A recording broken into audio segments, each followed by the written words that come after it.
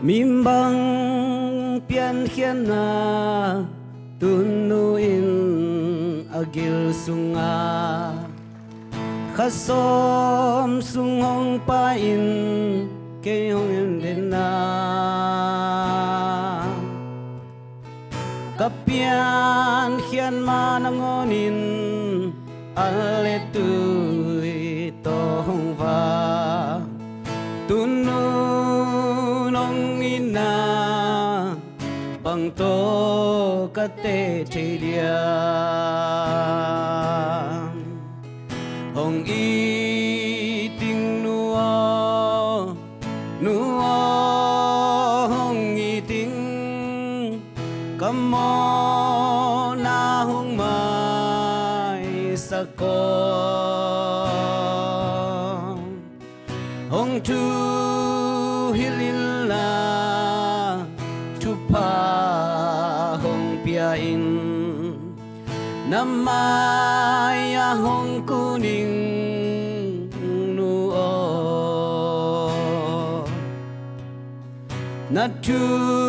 hong mang loin bang tapin ka lain hong han sian loin tu nong e saka đâu bay na matun na khăn sao na sang na tu pa tu no nang kyang pan be in nga the be khi hong i ting nuo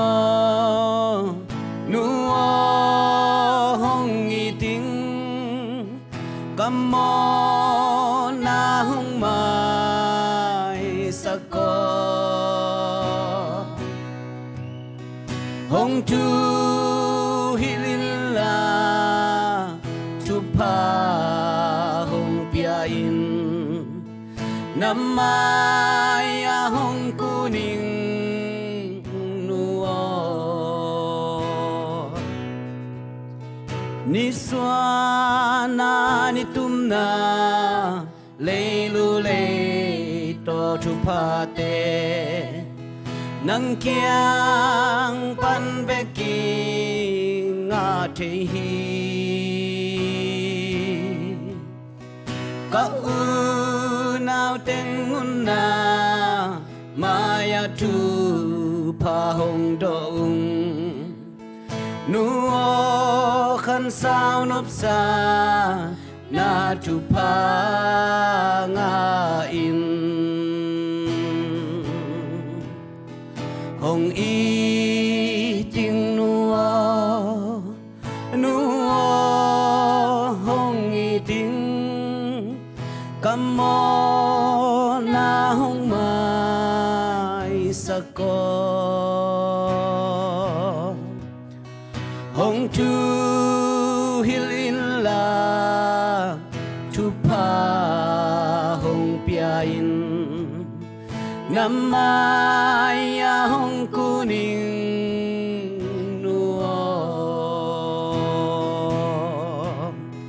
hong i ting nuo hong i ting kamo na hong mai sa ko hong tu hilila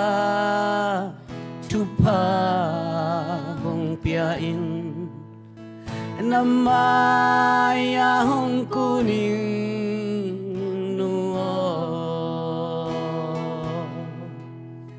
namaya hong kuning nuo